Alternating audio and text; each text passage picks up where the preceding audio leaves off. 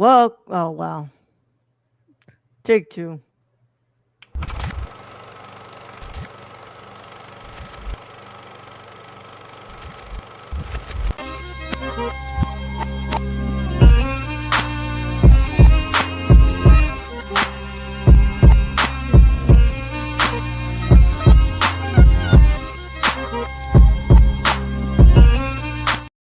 Welcome back, everybody, to the Nerdcore Podcast, the podcast that reviews movies and talks that nerd shit.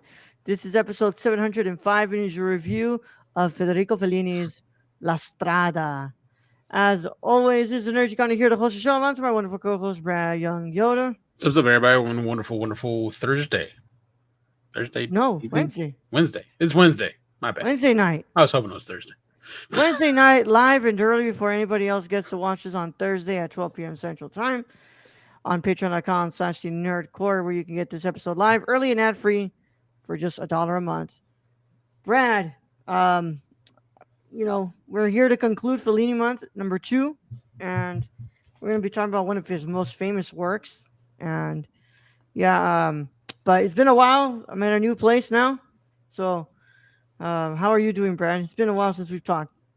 I'm in the same place. have not moved anywhere. I've sat here the whole time waiting. Yeah. With the lights off. Yeah. You're just waiting for Raul to let him out of his cage. Just waiting for the podcast. Yeah. Waiting for the music to start. How bored have you been without me? I'm trying to think. Does it feel like there's something you should be doing, and you're I think I actually slept a bit. I'm still tired, but I slept some. I worked out a bit yesterday. Then I just watched the movies during the week. Yeah. So. But is there like a certain feeling you're laying down in bed around this time and you're like, should be doing something? During this time, I'm not actually laying down. So. Okay. I'm actually kind of just probably eating dinner. Yeah. So you're just there like, man, is there something I'm supposed to be doing right now? Well, that's why I check the schedule. I'm like, okay, it's tomorrow. Tomorrow. It's not today. Okay. Yeah. I was making sure. Yeah. Well, glad that I'm back. Just was a little bit of a detour, my friends, but we're back. And this way he doesn't have to ride the bus all the time. Yeah, it's only like 30 minutes, and honestly, 20 minutes of those is walking to the bus stop. Huh, there you go. Yeah. Get a good walk in. Yeah, it's walking. I'm sorry, 10 minutes of that is walking to the bus stop, and then the other 10 is like walking to work when I get dropped at the bus stop. There you go. Yeah, it's much better. So then whatever, however many hour plus you were doing. Yeah, hate it. My brother's got that commute now. Hey. Hey, like I told him, I got the job first. Yep. But yeah, man, I hope you're doing all right, Brad. You watch anything else other than the movies that we were supposed to watch? No, I don't think so. No. Tomorrow's Rings of Power, man. Oh yeah. I'm gonna have to watch all 3 of. Are those hour-long episodes? How long are we talking? Oh, I don't know. I haven't seen. I haven't dropped, Brad. I don't know. You guys are missing Ricochet in his squash of whoever drew the short straw. Yeah, I watched All In. That was like one of the first things I watched once I got my internet on, because I wanted to watch this movie today, since today was my day off. Yeah. So I watched All In. It was all right. It was okay. Yeah, that was good. Nothing amazing. Thought last year was better, but nice to see you in here. I saw a picture of Hangman Page, and that dude is looking rough. Yeah, bro. Yeah. Dude's been going through things. He's been going through things, bro. Yeah, it's not cowboy shit, bro. No, it's not cowboy shit anymore. No, I mean it's like it's not feeling very cowboy shit, huh? No. It's not. It's not looking it. Yeah, it's more like cowboy. I mean, he's got the same, like, he's got the beard that's just gone out of its way to go crazy. Yeah. Oh man, but yeah, Brad, I just I moved out. I went ahead and I watched this movie. I watched All In. Work's just been work. Been doing that for a bit, for a bit now. So worked 2 nights yesterday and Monday. That was, yeah. Oh, nice. Nice. Yeah. Yeah, nights. Tomorrow though, we're still gonna be able to do our mini pod tomorrow for y'all. So no worries about that. This one will drop on. I think because mini pod drops tomorrow for everybody for everybody on Patreon. I think this one's actually gonna drop on Saturday for everybody for the public. So don't worry, guys. The patrons are gonna have it for a bit. But yeah, man. I can't wait Love to talk about the orchestra rehearsal. yeah, love our comments that we're getting on these shorts. Yeah, Yeah, thanks, guys. yeah. We weren't gonna keep the good ones for Zoom. I knew that. Yeah. And it wasn't really all that mean. It's like I don't know how I can help control the $60 price of video games that have been $60 since before Raul was born. Yeah. But go ahead, Yeah. blame me like Yeah. everyone else. Brad, what was the price of video games before? It was $60. It's always been $60. Really? Yes, Ah, damn. it's always been $60. Even the N64 games? Yes, from what I remember, yes, they were $60. PS2? Yes, Damn. when they first came out, yes, they would go down in price, or you'd get the greatest hits versions, and then those would be cheaper. But yes, they always came out at $60. So no matter what are people anyone says, talking about? we don't control the prices because they've always been $60. Huh. So what the hell are people talking about? Like games didn't used to be this expensive. Like, No, they did. They Huh. were always $60. huh. Okay. I mean, Stacy's as old as me. Stacy, you remember, right? They were like always $60. I can't remember if Game Boy games were around the same. No, I think or if they were cheaper. Nintendo, like, cause I know the DS games, like they were $40. Some of the the handhelds might have been cheaper. I don't know. I think Pokemon might have been between 40 to 60. Yeah. Who knows? I need, if not more so. Okay. Damn. Yeah. Huh. I mean, because you had some games that were like dual discs or 3 discs, like Final Fantasies and stuff. Yeah. But generally, they were all mostly $60. Damn. Well, with that said, Brad, let's go ahead and get into this review, Brad. Okay. So let's go ahead and introduce them to 1954's La Strada. Today's episode of the Nerd Court is brought to you by SeatGeek. Whether you want to see your favorite band, sports team, or comedian, SeatGeek has you covered. We're proud to be partnering with SeatGeek to offer you $10 off your first order with code TheNerdCourt. That's $10 off your first order at SeatGeek.com with code THENERDCORPS. So take a seat at your next live event with SeatGeek. Thank you. Now let's get back to today's video. And of course, it's coming from 1954, guys. So just want a warning. La Strada or as wait, it is. Wait. This was 54? Yes. Okay. Yeah. La Strada. Wait, Brad, please tell me you watched the right one. No, I did. It's just that the banner, like it was before 69, so I forgot to, like, we didn't do a countdown or anything. So yeah, okay, yeah. So I was like, I took the time just to turn on the banner. Yeah. Oh, okay. I'm sorry. Yeah. La Strada, translated to English as The Road, is a 1954 Italian drama film directed by Federico Fellini and co-written by Fellini, Tullio Pinelli, and Ennio Flaiano. The film tells the story of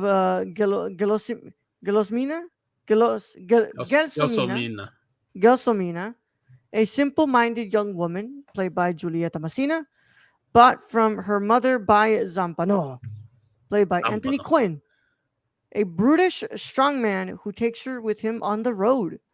Fellini described La Strada as a complete catalog of my entire mythological world, a dangerous representation of my identity that was undertaken with no precedent whatsoever.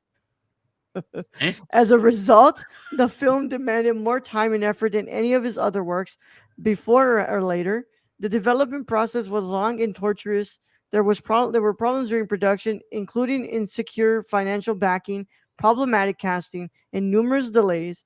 Finally, just before the production completed shooting, Fellini suffered a nervous breakdown that required medical treatment so that he could complete principal photography. Initial critical reaction was harsh, and the film screening at the Venice Film Festival was the occasion of a bitter controversy that escalated into a public brawl between Fellini supporters and detractors. I love this man so much.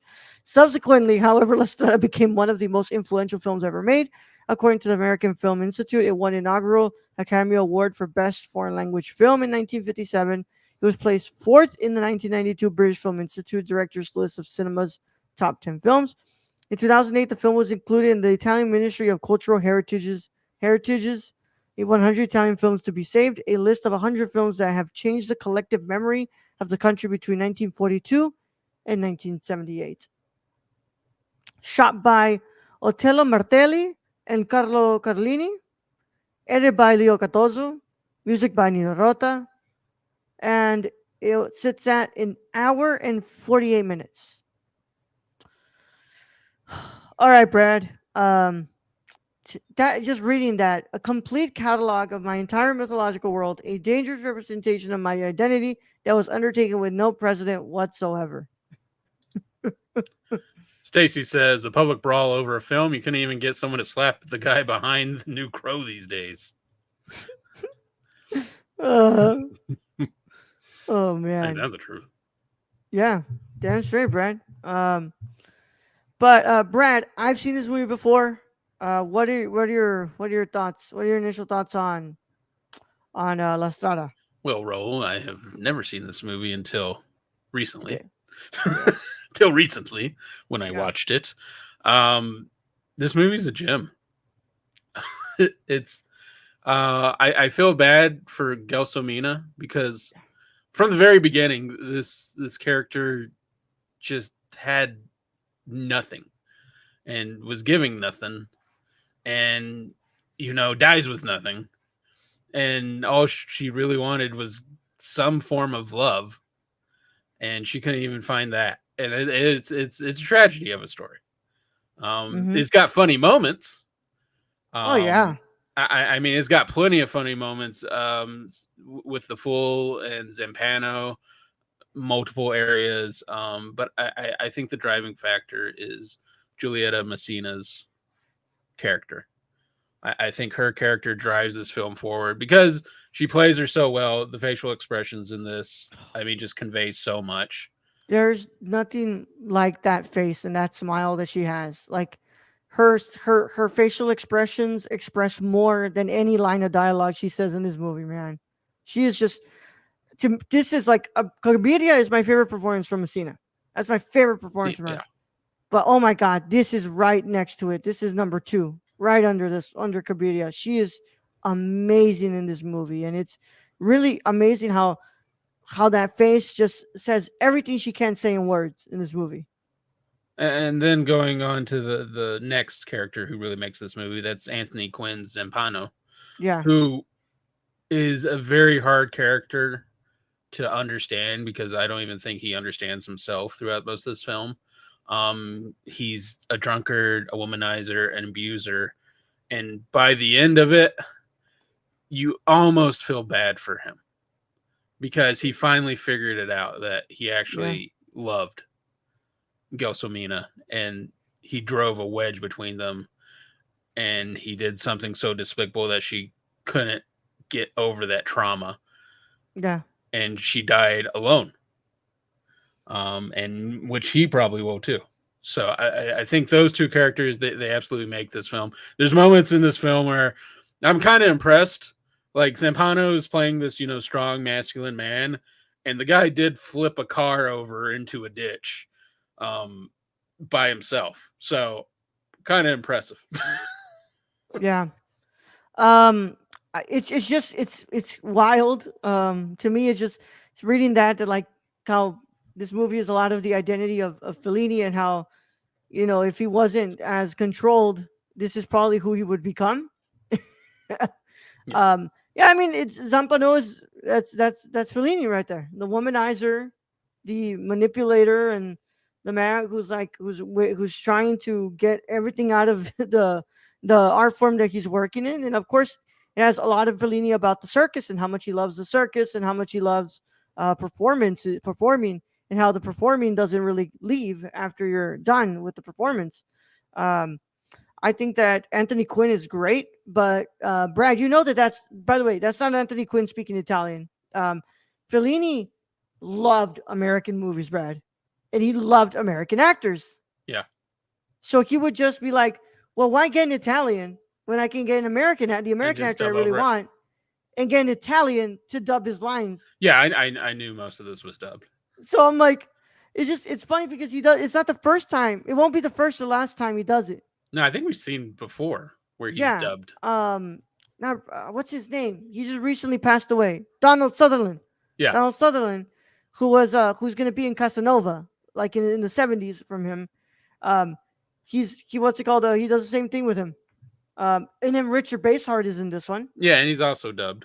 So Yeah, I mean, I absolutely enjoyed Richard Basehart's character. me Just too. I love him. he's just poking and prodding as Zampano, Yeah, and I think it's freaking hilarious some of the stuff he does, and he's you know he's very smooth, if I can say. He's yeah, smooth in all aspects. He's like the opposite of Zampano. Like he's actually funny. He's got a personality, but at the same time, Gelsomina, who kind of is falling in love with that character, calls her. I laughed very loud when he said her head looked like a turnip or looked like an artichoke. yep. And it's great. I love that you say that about Gelsomina. Like she's a character who has nothing and ends up with nothing, but like her impact is everything Yes. because Zampano realizes it way too late that like I love this woman. I made money off this woman. Like she was literally what was holding me together. And that she stuck with him even after all I guess Yeah, technically they weren't married, but the adultery and yeah, the affairs and the hitting her and abuse and the alcoholism and yeah. everything. And I mean, yeah, Zampano's not extremely bright. No, it's not. That's why he's kind of a one act show there with breaking a chain across his chest. Yeah, yeah. But of course, Gelsomina decides when enough is enough, and I think that that's also like one of the strong characters of like women of Fellini's films. Even though women are of like a massive symbol to him, and women are definitely a big object to him at this point in his career, but a lot of the women in his movies are very strong women. You know, Cabiria is handed so much shit after Mm-hmm. shit after shit in that movie, and she still has the strength to pick herself up, smile at the camera, and say that everything's gonna be okay. Just like in this one, she goes through all these things, right? But she's still what's it called? She's still able to die on her terms. She's able to die on how she wants. Yeah. She dies not at the hands of Anthony Quinn Zampano, but she gets to be on her own. Yeah. I mean, I think I kind of like this movie and that impact because Kurosawa's movies are kind of have the same strong female characters. Yeah, If you watch them, which is really weird during these time frames to have such strong female characters. yeah, I don't know if I put Gelsomina up there with Kabiria or no, with one of Kurosawa's characters because at the same time, yeah, she dies on her own terms, but Zampano basically left her. yeah, I mean, he comes to the point where she's under so much traumatic distress that he just doesn't want to deal with her. Um, which is kind of rude in a way, but that's Zampano's character. He's a coward. yeah. And but yeah, man, I love this movie, Brad. I love the score in this movie. It's one of my favorite scores from Fellini's films, right up there with Cabiria and La Dolce Vita. But it's just great score. I love the man, so the lighting at the end of this movie with the street lamps and everything. It looks great. I think they did an incredible job on this restoration. By the way, it looks beautifully restored. Um, but I think it's one of Fellini's best movies, man. I think it's probably one of his most biographical for sure. City of Women is definitely there too, which is one of his most biographical.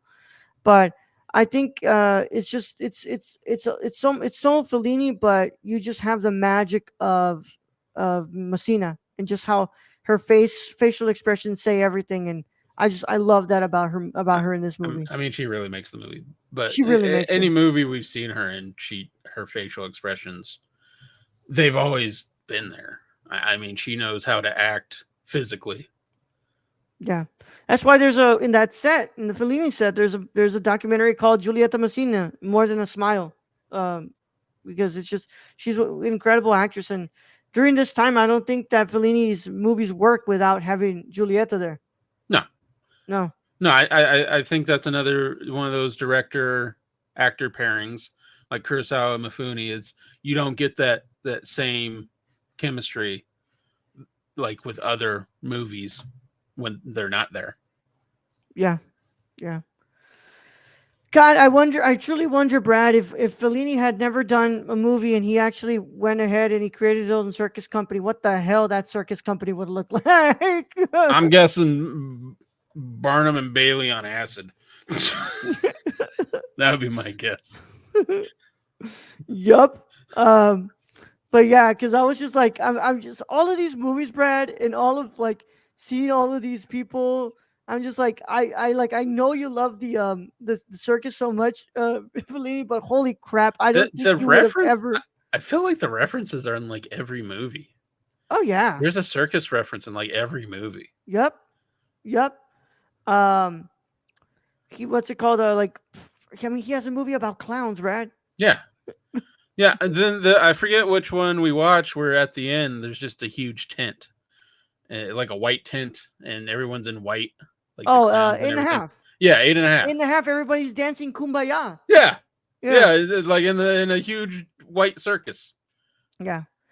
He loved the circus, man, and I think here, he sees how. Like, I think I think it's also him realizing like I'm glad I make movies because I think if I ran a circus, this is the type of man I would be, and I think he realizes that him making movies allows him to be a calmer version of himself. That's probably good. Yeah, That's probably a good thing there. yeah.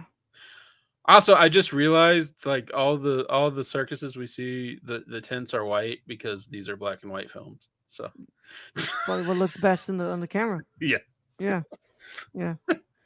But yeah, man. I don't know why people were so harsh with this movie at first. I definitely don't see where that would be the case. But I'm I glad mean, it eventually. I mean, maybe they didn't. There's parts of this where, like back in the day, might have been like the mother selling her kid for ten Yeah. thousand, But it's the whatever thing that monetary happened, Brad. value. It is. I mean, because like I mean, Gelsomino even like mentions it. It's like I had four sisters.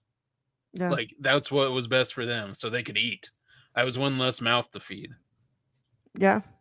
Yeah. It's of course you used to sell them, but and later it became where like, oh, they got sent to like families. They got sent to different what's Well, it called it's made to aunts or uncles. sound like it's an apprenticeship, so she can learn, you know, how to dance and how to, play the trumpet and all that shit. But really, in reality, you sold your child.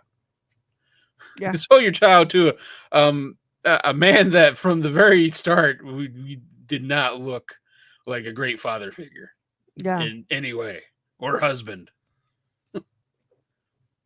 Yeah. But Brad, what's your I don't well I'd say this, Brad. I'll end it with this. I don't think it's perfect.